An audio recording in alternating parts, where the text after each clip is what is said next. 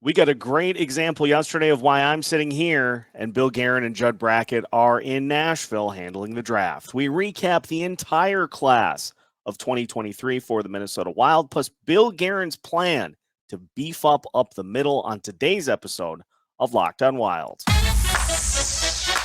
You're Locked on Wild,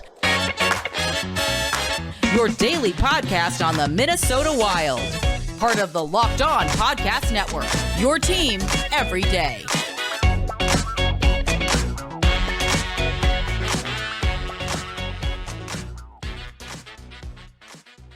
Hello and welcome to another episode of Locked on Wild, your daily Minnesota Wild podcast, part of the Locked On Podcast Network, your team every day.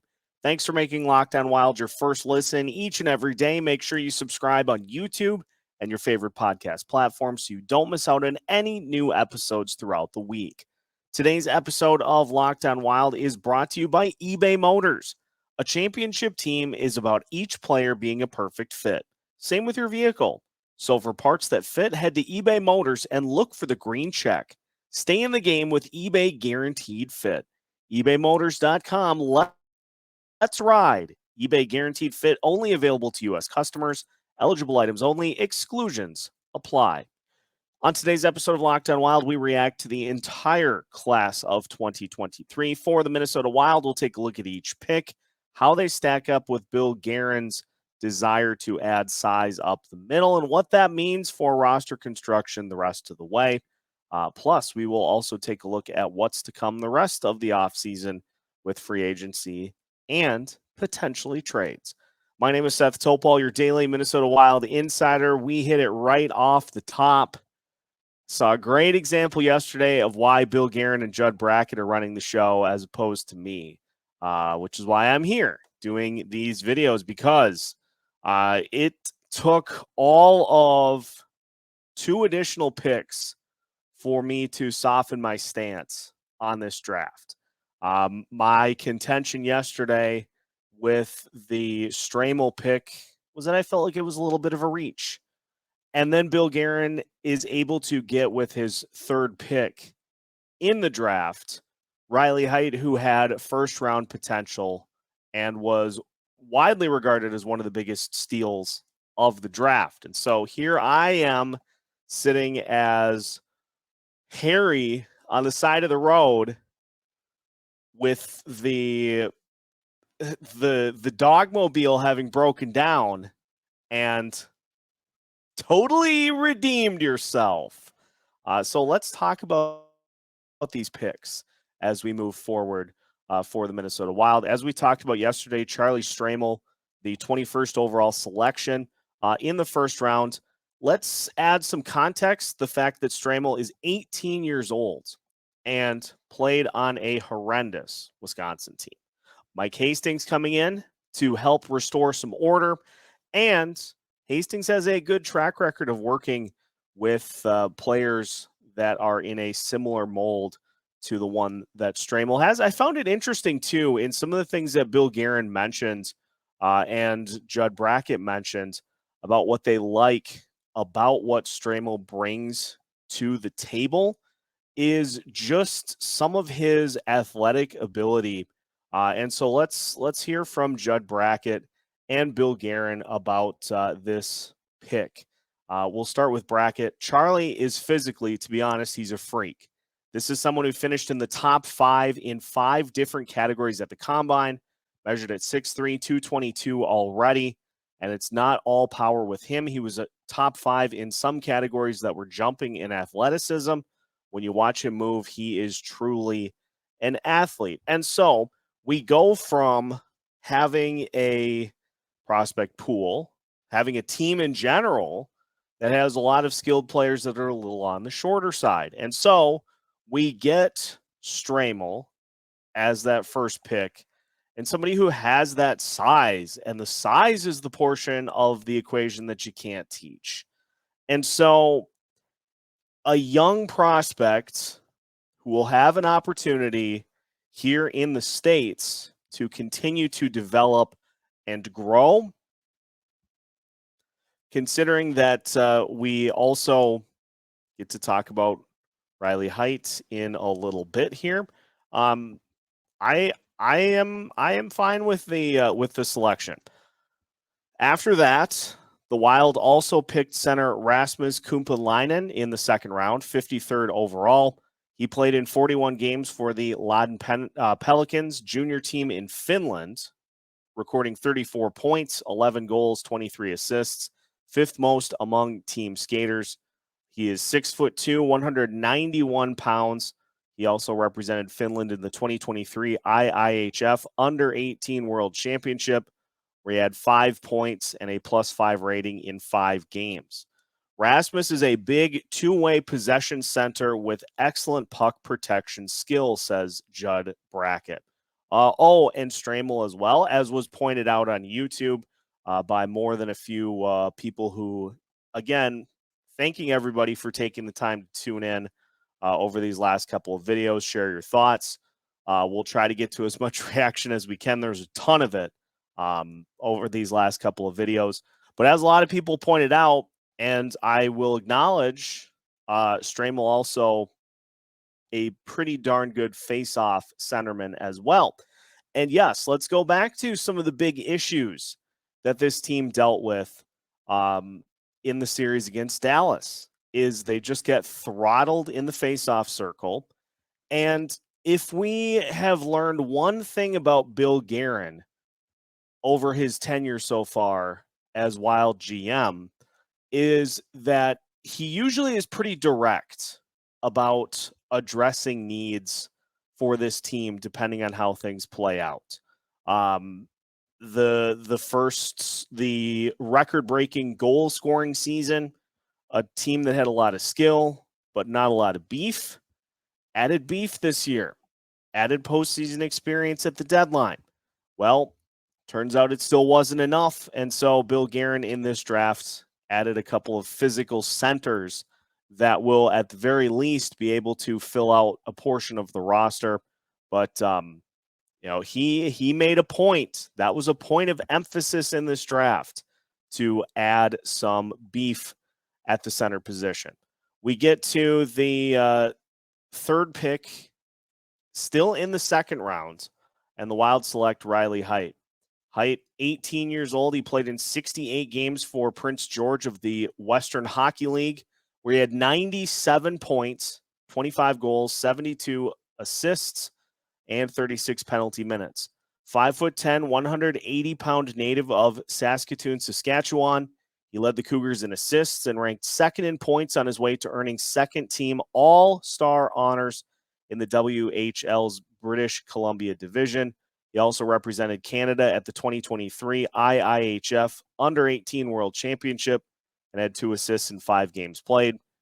And as Judd Brackett says, Riley is a slick playmaking center with elite vision and hands. Bill Guerin goes on to say that when Heidt was there, Judd was doing backflips at the draft table. So you go get somebody that you've identified. And there are other variables to the Stramel selection that I was not aware of yesterday, and now having done more digging into it, obviously had his father pass away, and so he has had a lot to have dealt with as an 18-year-old at this point. And so the Wild are banking on him being able to continue to overcome those odds and to put the work in Wisconsin to get himself to where he needs to go. But again, the size portion is not the thing you can teach. So I loved the Heidt pick, a guy that had first-round upside, and as has been pointed out by many people who have covered this draft, that's a pretty solid steal for the Minnesota Wild. Now, there were additional picks made, and so we will finish by talking about the final we'll talk about the final 3 picks in the draft as we continue today's episode of Locked on Wild after this. Today's episode is brought to you by a product I use every single day of the week. That is AG1 by Athletic Greens. Maybe you're like me and you want to be healthy and eat well, but it's always easier said than done. That's no longer the case with AG1. With one delicious scoop of AG1 in a glass of water each day, you're absorbing 75 high quality vitamins, minerals, whole food sourced superfoods, probiotics, and adaptogens to help you start your day right. This special blend of ingredients supports your gut health, your nervous system, your immune system, your energy, recovery, focus, and aging. Right now, it's time to reclaim your health and arm your immune system with convenient daily nutrition. To make it easy, Athletic Greens is going to give you a free 1 year supply of immune supporting vitamin D and 5 free travel packs with your first purchase. All you have to do is visit athleticgreens.com/NHL Network. Again, that's athleticgreens.com/NHL Network to take ownership over your health and pick up the ultimate daily nutritional insurance. Continuing today's episode of Locked On Wild, once again, thank you for making Locked On Wild your first listen each and every day. If this is your first time tuning into Locked On Wild, we are so glad to have you on the show and hope that you stick with us through the rest of the offseason into next year as well. If you're one of the everydayers that tunes in every single day of the week, makes our comment section as lively as it is, we are glad to have you back once again, and we hope to have you back with us here as we continue to navigate through the offseason. The Wild had in the 5th round, they didn't have a 3rd or a 4th round pick, but selected defenseman Aaron Pionk in the 5th round. Pionk, 20 years old, had 36 points, 12 goals, and 24 assists, 51 penalty minutes in 60 games with the Waterloo Blackhawks in the USHL last season. 6'1", 173-pound native of Hermantown, Minnesota, tied for 4th among USHL defensemen in goals. He was tied for 5th in the team in assists and tied for 6th in scoring. Pionk recorded 28 points, 9 goals, 19 assists, and 14 penalty minutes in 51 games with the Minnesota Wilderness in the North American Hockey League in 2021-2022. As Judd Brackett says, Aaron was recently converted to defense. He is a smart puck mover with an accurate shot. We move then in the 6th round to Calum Parker. Parker, an 18-year-old, tallied 38 points, 64 penalty minutes in 68 games with the Victoria Royals in the Western Hockey League. Again, the WHL. The 6-foot, 192-pound native of Saskatoon, Saskatchewan. As Judd Brackett also mentions, Calum is a two-way, all situations defender with good mobility. And the final pick, which is an intriguing one as well, Minnesota selecting forward Jimmy Clark in the 7th round. Clark had 47 points, 19 goals, 28 assists, and 27 penalty minutes in 62 games with the Green Bay Gamblers in the USHL last season. The 6', 179-pound native of Edina led the Gamblers with a +11 rating, ranked 3rd in scoring, and tied for 3rd in goals and assists. As Brackett says, Jimmy is a high-energy, two-way center with a heavy shot. Spoke Z raved about this guy after he was selected. Just a high motor, just some insane spark plug energy that Clark can provide for this Minnesota Wild draft class. And so that's the class. Those are the players that the Wild selected here this go around.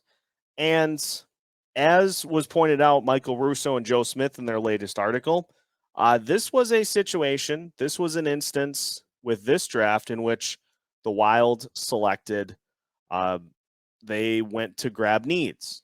Now, would we have preferred to see them go best player available? They ended up prioritizing needs, had Riley Heidt fall to them, and so it ended up being a best of both worlds for the Wild because they have added a lot of skill players. Look at what happened last year with getting Liam Ogren, who was considered the safer pick, and then having Danila Yurov fall to them later, and that being the home run swing. This year, wanted to add size, wanted to make size a priority, especially down the middle. So they added size in Stramel and then had Heidt drop to them as well. So it was, as I said yesterday, I was not feeling great about how things started out, but that's why the draft isn't just one pick. And as everybody pointed out, and it's fair to point out, we're not going to know how any of these guys turn out for the next few seasons at the earliest. And especially with a lot of these guys being 18 years old, especially in the case of Stramel, with some schooling here in America to come, these are players who are going to be a little bit on the longer side of the development pool, but that is going to line up just fine because by the sounds of it, you're going to have players like Murat Hustendinov, Liam Ogren. They are making the jump to North America next summer. And so their timeline for getting here is starting to pick up steam. And so this prospect pool that has been lauded as the best in the NHL, we're starting to now see those timelines line up as to when players are going to start making impacts at the NHL level. And so circle this as we do with every draft class for this team. And there have been plenty that haven't panned out. Shout out to Chuck Fletcher. Fletcher had some great picks for this team. He also had some not great picks, especially in the first round. And so what we'll do is we'll bookmark this, we'll earmark this. If Stramel ends up being a stud, I'm going to plop a bowl down right in front of the screen and eat a ton of crow for calling it a reach. We'll find out when we get there. Now, as I mentioned at the top of the show, it is interesting that we're seeing things line up now for this team with beef down the middle. And how does that impact how the rest of the team is constructed? We will dive into that to finish today's episode of Locked on Wild after this. Final segment of today's episode of Locked on Wild. Once again, thank you for making Locked on Wild your first listen each and every day. For the everydayers, we will dive into a little bit of free agency on tomorrow's show.